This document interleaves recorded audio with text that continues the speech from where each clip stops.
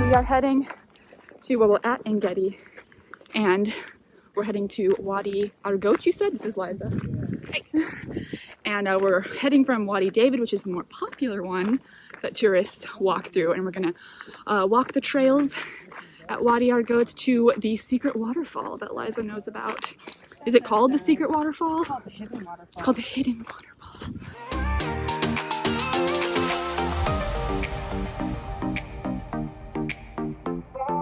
So we're actually taking a really long walk to get to the wadi we're gonna be walking in.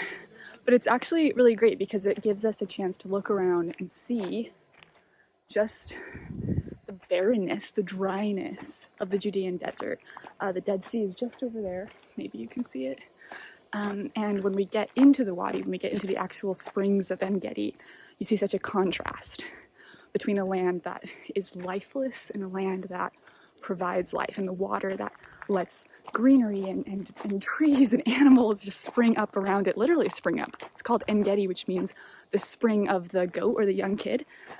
And you'll find that the deer here that the Psalms are often talking about are actually ibex, these really cute little deer that hop around, and I hope we can see one. That would be the dream.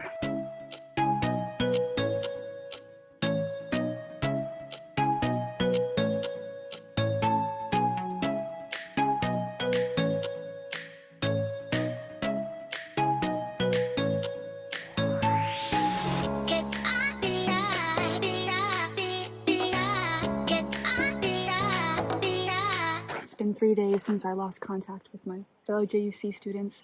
I have no water, no cell phone. No, I'm just kidding. It's been like 20 minutes and we're almost to the waterfall, so let's keep going.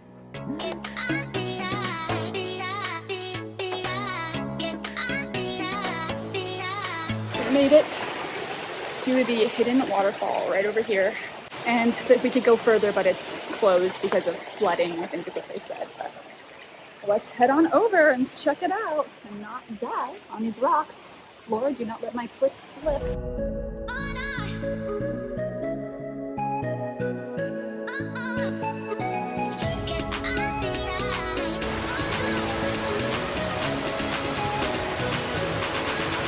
Alright guys, so here we are, we're at Ein Gedi. We just came from the Hidden Waterfall, as you can tell. Had to go in, of course.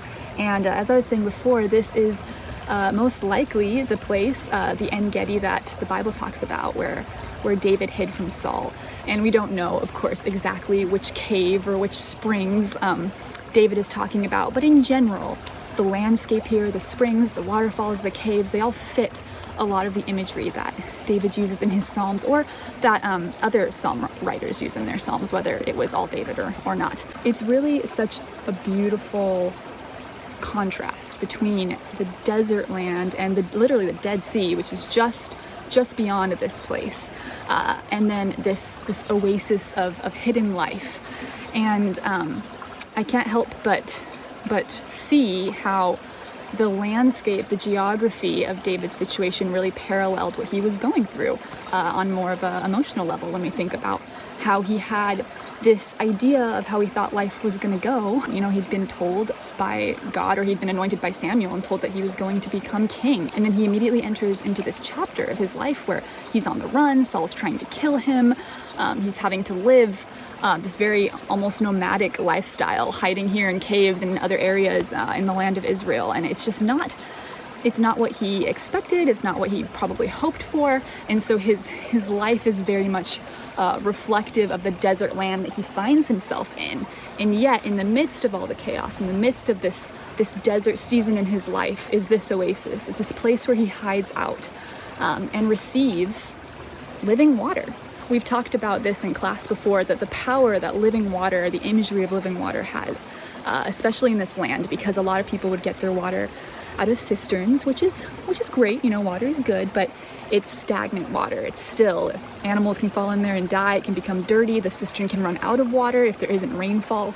And so living water, to be where there are springs of water, there's waterfalls, and it's always constantly bringing fresh, clean water for you to drink. That's such not only a beautiful image, but a powerful image of life and necessity and having what you need to go on. And so to know that David had that here, I think is really moving, especially when we consider the story where David is in the cave and Saul, which this place is filled with caves. Maybe we'll go in one later, but he's hiding out in that cave, and Saul comes, and it's a very famous story where Saul goes to relieve himself, and David comes up behind him and cuts off a corner of his cloak to show him that he could have killed him, but he didn't. And so in this story, in the midst of chaos and a disruptive lifestyle where he's literally hiding out in the cave for his life, we find that David gives Saul mercy. And I almost like to think of it as David giving what has already been given to him. He gives this second chance at life. He gives the gift of life to Saul rather than killing him in this place, in this oasis that has given him life as well, that has protected him from Saul and his men, that has provided living water and shade and food and everything he needs. He extends that same gift in a way to Saul. And what I really love about this story with David and Saul, but also just the context, the landscape of this story being here at Ein Gedi, is that this isn't the means to an end. This isn't the story that ends in David becoming king and finally, after all of this time, he gets exactly what he wanted. But it is a story of God's provision for David. It is a story where we see that despite David's circumstances, he's learning to be like God. He's learning to be merciful and to honor God's anointed king and to be patient. And he's learning all these virtues in this place that provides for him, provides water in a land where there is dryness and death and desert all around him. And so this place is an oasis, and it is a fortress, and it is the place that we can find not only living water to quench our physical thirst, but the living water of God to quench our spiritual need, our spiritual thirst. As I've been thinking about this season of life, I'm sure you all have as well, with COVID-19 and lockdowns here in Israel and all the ways that our life has to be changing. We might not be at the end of it yet, in the same way that David and his interaction with Saul, showing Saul mercy and hiding out in the cave, that wasn't the end of his story. That wasn't the climax where he finally became king. And yet it was just as significant of a time in his life. He was learning from God, he was growing. And I want to look for those Ein Gedis, those places right now where we are aware that God is providing, even in the desert, even in the midst of this very trying and chaotic chapter in our lives. And so I wanted to read part of Psalm 42 before I ended here today. As the deer pants for streams of water, so my soul pants for you, O God. My soul thirsts for God, for the living God. When can I go and meet with God? My tears have been my food day and night, while men say to me all day long, where is your God? Why are you downcast, O my soul? Why so disturbed within me? Put your hope in God, for I will yet praise him, my Savior and my God. Deep calls to deep in the roar of your waterfalls. All your waves and breakers have swept over me. By day, the Lord directs his love. At night, his song is within me, a prayer to the God of my life. I say to God, my rock, why have you forgotten me? Why must I go about mourning, oppressed by the enemy?